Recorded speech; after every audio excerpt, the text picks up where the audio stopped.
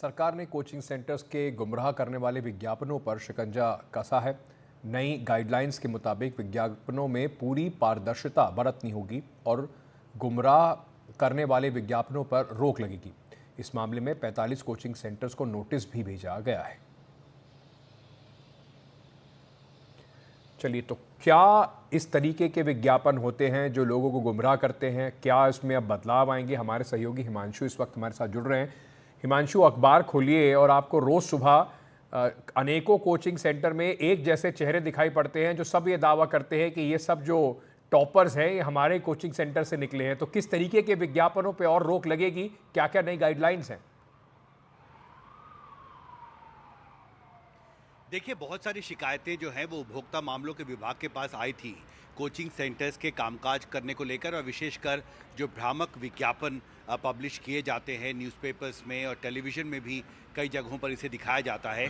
तो बहुत सारी शिकायतें थीं, बहुत सारे छात्रों की शिकायत थी कि उनकी तस्वीर एक कोचिंग इंस्टीट्यूट ने छाप दी जबकि वो कभी भी उस कोचिंग सेंटर के साथ जुड़ा नहीं था। तो इस शिकायतों के बाद जब ये शिकायतें बढ़ने लगीं तो पहले विभाग ने अपने स्तर पर कार्रवाई की और 45 कोचिंग सेंटर्स को नोटिस जारी किया गया। लेकिन उसके बाद ये सोचा गया कि बेहतर होगा कि पूरे देश में जो कोचिंग सेंटर चलाए जा रहे हैं, चाहे वो सिविल सर्विसेज के हों, चार्टर्ड अकाउंटेंसी के हों या किसी भी दूसरे एग्ज़ाम के लिए जो कोचिंग सेंटर्स होते हैं, उनके लिए एक गाइडलाइन जारी करना अब बेहद ज़रूरी हो गया देश में। और इसको देखते हुए ही आज फाइनली स्टेक होल्डर के साथ कंसल्टेशन करने के बाद ये गाइडलाइन जारी किया गया है। और इसमें बहुत स्पष्ट तौर पर कहा गया है कि किसी भी कोचिंग इंस्टीट्यूट को अगर वो कोई भी एडवर्टाइजमेंट या विज्ञापन पब्लिश करना चाहता है पब्लिक प्लेटफॉर्म पर, तो उसे बहुत ही पारदर्शिता बरतनी होगी। अगर आप किसी भी छात्र के बारे में जानकारी पब्लिश करना चाहते हैं तो उसकी मंजूरी लेना बहुत ज़रूरी होगा। और साथ ही ये भी कहा गया है कि अगर आपने एक सीमित नंबर के छात्रों का इंटरव्यू किया है अपने कोचिंग इंस्टीट्यूट में एडमिशन के लिए और किसी एक परीक्षा में जितने स्टूडेंट्स ने उस कोचिंग इंस्टीट्यूट से उस परीक्षा को पास किया है उसकी जानकारी ही आपको पब्लिश करनी होगी, और ऐसा नहीं करने पर बहुत सख्त पेनल्टी का प्रावधान इसमें लगाया गया है।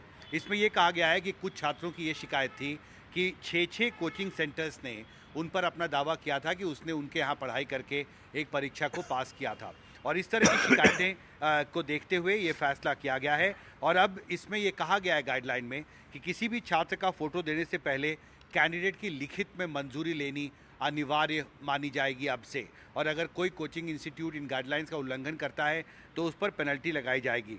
साथ ही इसमें यह भी कहा गया है कि उपभोक्ता मामलों के विभाग ने जो नेशनल कंज्यूमर हेल्पलाइन शुरू किया था उस पर जो उन्हें अब तक शिकायतें मिली हैं छात्रों से, कई जगह उन्होंने पेमेंट्स किया लेकिन उसकी पेमेंट उन्हें वापस नहीं किया गया। जब उसने कोचिंग इंस्टीट्यूट से अपना नाम कटवा लिया तो उनको पेमेंट भी वापस कराया गया। तो बहुत सारी अनियमितताएं थीं और इसलिए ये सख्त गाइडलाइन जारी किए गए। जी, बहुत बहुत शुक्रिया हमारे साथ जुड़ने के लिए, हमारे सहयोगी हिमांशु इस पर जानकारी देते हुए।